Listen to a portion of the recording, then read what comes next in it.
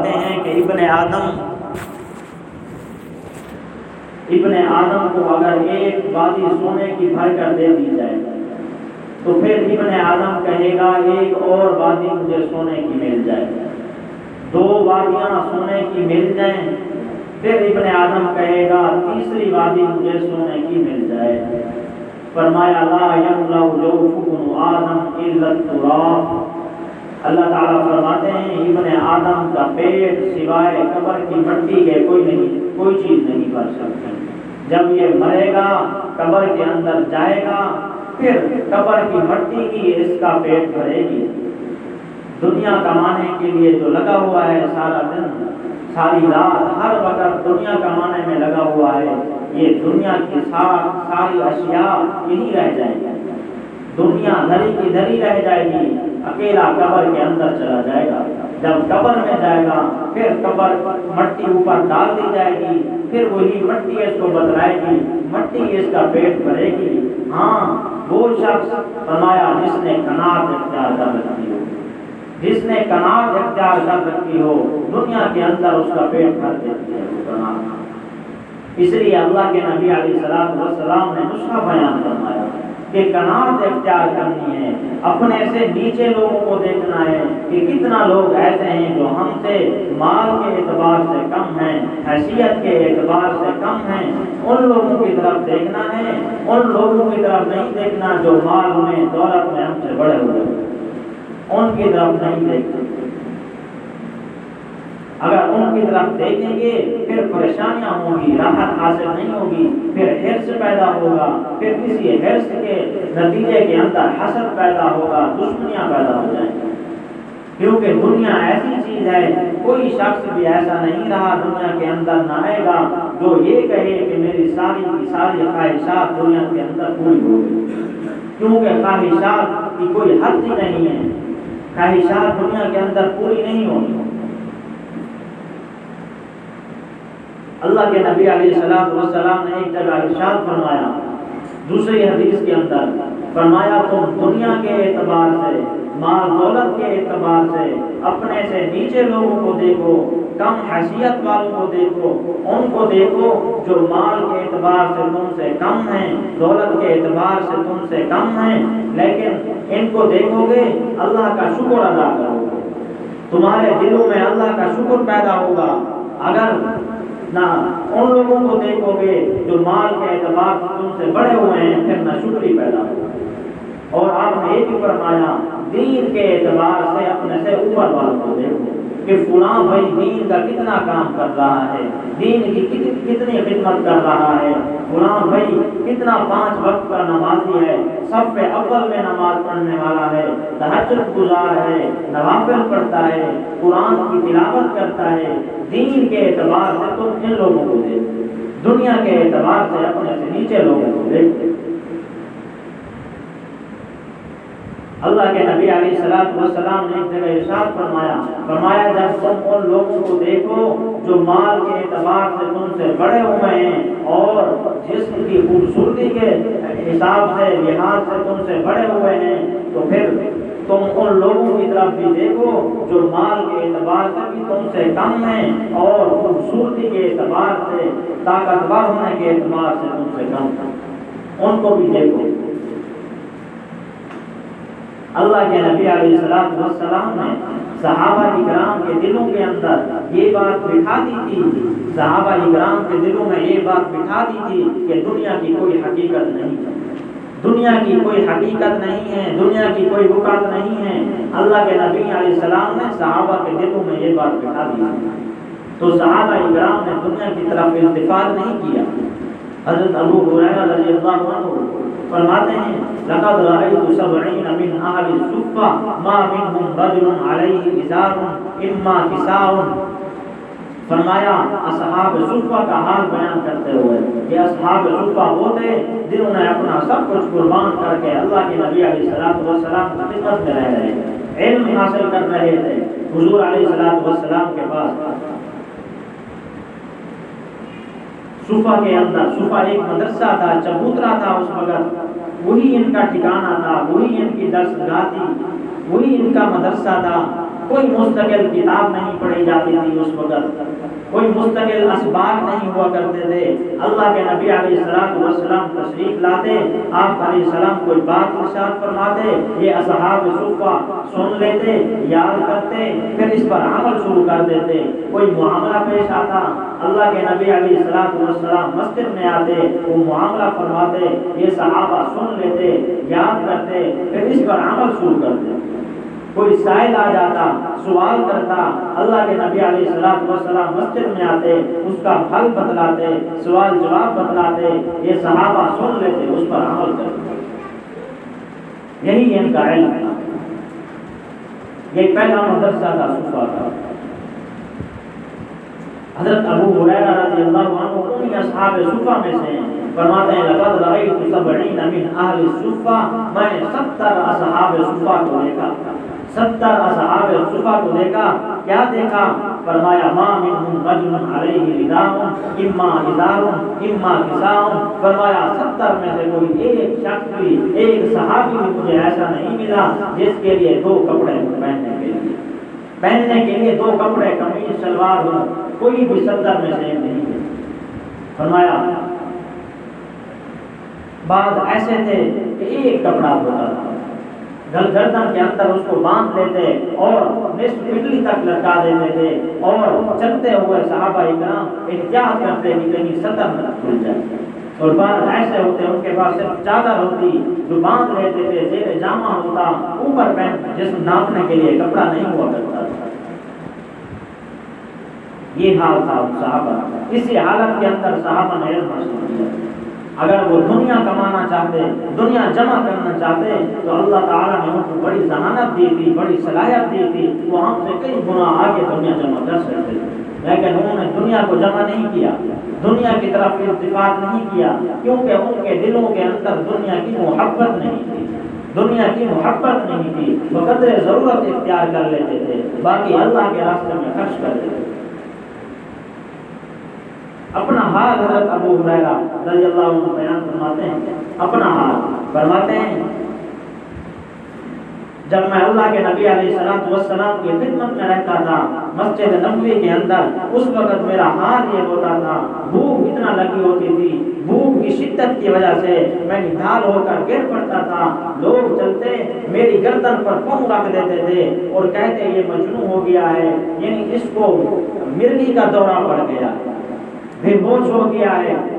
اور عرب کا دستور تھا جس کو مرگی کا دورہ ہو جاتا تھا، گردن پر پاؤں رکھتے تو اس کا دورہ کھل جاتا تھا۔ تو حضرت ابو ہریرہ فرماتے ہیں واللہ ما بی الا الجو، خدا کی قسم مجھے کوئی مرگی کا دورہ نہیں پڑتا تھا، کوئی بے ہوش نہیں ہوتا تھا، صرف بھوک کی وجہ سے بھوک کی شدت کی وجہ سے نڈال ہو کر گر جاتا تھا، ہوش نہیں رہتا، بھوک تھی اور کچھ نہیں۔ فقر و فاقہ صحابہ نے برداشت کیا۔ یہی حضرت ابو ہریرہ ہیں، 5364 حدیثیں ان سے مروی ہیں جو ہم تک پہنچی ہیں، 5000۔ سب سے زیادہ حدیثیں اسی صحابی سے منقول ہیں۔ ایک حدیث تو کوئی یاد کر کے نکال کتنا مشکل ہوتی ہے یاد کرنا، 5000 حدیثیں۔ اللہ کے نبی علیہ السلام نے صحابہ کا مزاج بنا دیا تھا کہ بس بقدر ضرورت لینا ہے، باقی اللہ کے راستے میں خرچ کر دینا ہے۔ اب دیکھو حضرت ابو ہریرہ فرماتے ہیں میں ایک دن گھر سے باہر نکلا، دیکھا حضرت ابو بکر صدیق رضی اللہ عنہ گھر سے باہر ٹہل رہے ہیں اور حضرت عمر فاروق رضی اللہ عنہ بھی ہیں۔ میں نے وجہ پوچھی کیوں باہر ٹہل رہے ہو؟ فرمایا دونوں حضرات نے فرمایا بھوک کی وجہ سے باہر ٹہل رہے ہیں، گھر میں کھانے کو کچھ نہیں، باہر نکلے ہوئے ہیں، کچھ محنت مزدوری کریں گے، کھانے کا بندوبست کریں گے۔ کون کہہ رہے ہیں؟ ابو بکر اور عمر۔ ابو بکر اور عمر کہہ رہے ہیں کھانے کو گھر میں کچھ نہیں ہے۔ آج ہمارے گھروں کے اندر 10 کھانے بنتے ہیں، پھر بھی نہ شکری کرتے ہیں، پڑے رہتے ہیں، کوئی سائل آ جاتا ہے اس کو بھی نہیں دیتے، پھر بھی نہ شکری کرتے ہیں۔ ان کو دیکھو صحابہ اکرام کو ایک وقت کا کھانا میسر نہیں ہوتا تھا، لیکن پھر بھی شکر ادا کرتے، پھر بھی اللہ کا شکر ادا کرتے۔ فرماتے ہیں کچھ دیر گزری، اللہ کے نبی علیہ السلام کے باہر تشریف لائے، پوچھا کیوں باہر کھڑے ہو؟ تو عرض کیا ما اخرجنا الا الجوع، یا رسول اللہ بھوک کی شدت کی وجہ سے باہر کھڑے ہیں، گھر کھانے کو کچھ نہیں ہے، گھر کھانے کو کچھ نہیں ہے، بھوک لگی ہوئی ہے اس لیے باہر کھڑے ہیں۔ فرمایا آؤ ایک صحابی کے باغ میں چلتے ہیں، انصاری صحابی کے باغ میں چلے۔ وہ انصاری صحابی موجود نہیں تھے، صحابیاں موجود تھیں، ان کی بیوی موجود تھی۔ انہوں نے جب دیکھا اللہ کے نبی علیہ السلام کو، ابو بکر صدیق اور حضرت عمر کو، بڑی خوش ہوئی۔ عرض کیا یا رسول اللہ آپ اجازت دیں میں آپ کے لیے بکری ذبح کرتی ہوں، کھانا تیار کرتی ہوں۔ اللہ کے نبی علیہ السلام نے فرمایا دودھ والی بکری نہ ذبح کرنا، تو اس نے دوسری بکری ذبح کی جو دودھ والی نہیں تھی۔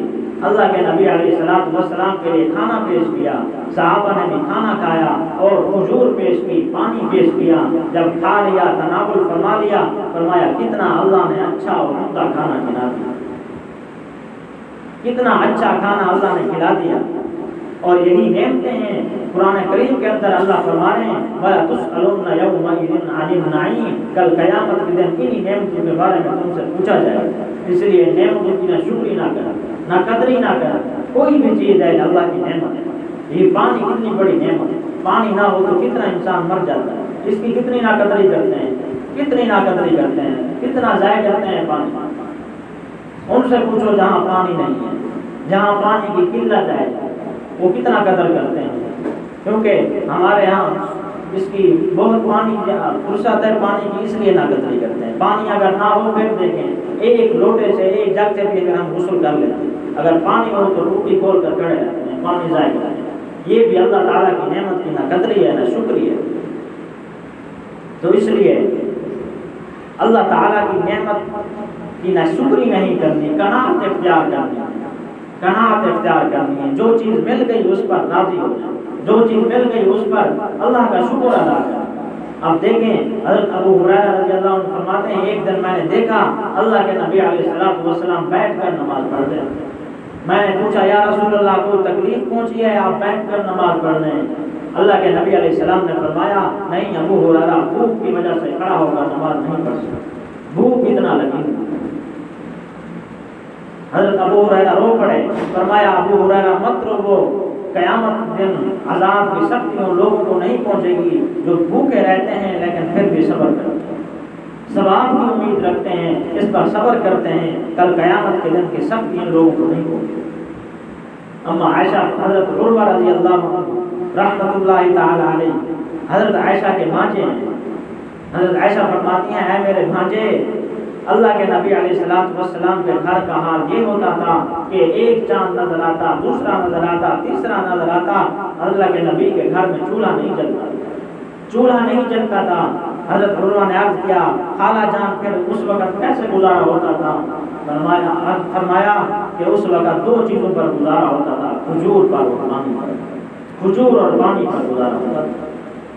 آج دیکھیں کتنی نہ اللہ کی نعمتوں کی نہ شکری کرتے ہیں۔ اس وقت کو دیکھیں صحابہ کرام کس قدر قدر کرتے تھے اور جو ضرورت سے زائد ہوتا خرچ کر دیتے تھے۔ اللہ کے نبی علیہ السلام جب چندہ اکٹھا کرتے، جمع کرتے، سارا کچھ لے کر اللہ کے نبی کی خدمت میں حاضر کرتے، تو ہم اللہ کی نعمتوں کی نہ شکری کرتے ہیں۔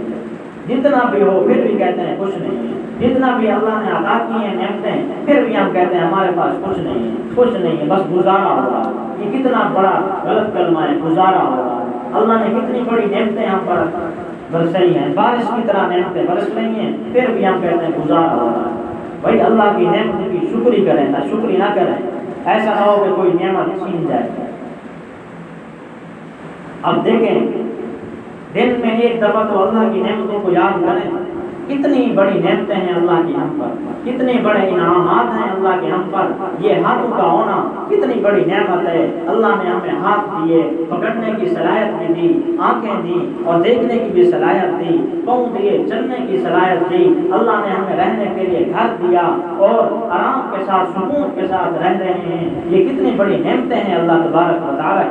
اگر ایک نعمت چھین جائے، اگر ہاتھ یہ ٹوٹ جائے یا کوئی بھی عضو ختم ہو جائے، ضائع ہو جائے، لاکھوں کروڑوں روپے لگاتے ہیں پھر بھی وہ صحیح نہیں ہوتا۔ یہ کتنی بڑی نعمت ہے اور ان نعمتوں کی قدر ان لوگوں سے پوچھو جن کے پاس یہ ہاتھ تو ہیں، پاؤں تو ہیں، آنکھیں تو ہیں، لیکن دیکھنے کی صلاحیت نہیں، پاؤں ہاتھ ہیں پکڑ نہیں سکتے، ٹانگیں ہیں چل نہیں سکتے، ان سے پوچھو ان نعمتوں کی کتنی قدر ہے۔ ان فرمایا وَلَا تُسْأَلُونَ يَوْمَئِذٍ عَنِ النَّعِيمِ، یہ بھی نعمتیں ہیں، ان نعمتوں کے بارے میں بھی کل قیامت میں پوچھا جائے گا۔ یہاں کہاں ہم ان نعمتوں کا استعمال کر رہے ہیں؟ یہ یہی گواہی دیں کہ ہمارے خلاف ہمارے آزاد بھی کل قیامت میں۔ اس لیے قناعت اختیار کرنی چاہیے۔ اللہ کے نبی نے فرمایا مال کے اعتبار سے، دنیا کے دولت کے اعتبار سے اپنے سے نیچے لوگوں کو دیکھو، اوپر والوں کو مت دیکھو، اور دین کے اعتبار سے اپنے اوپر والوں کو دیکھو کہ فلاں دین کا کتنا کام کرتا ہے۔ اللہ تعالی ہم سب کو قناعت اختیار کرنے کی توفیق عطا فرمائے اور شکر ادا کرنے کی توفیق عطا فرمائے۔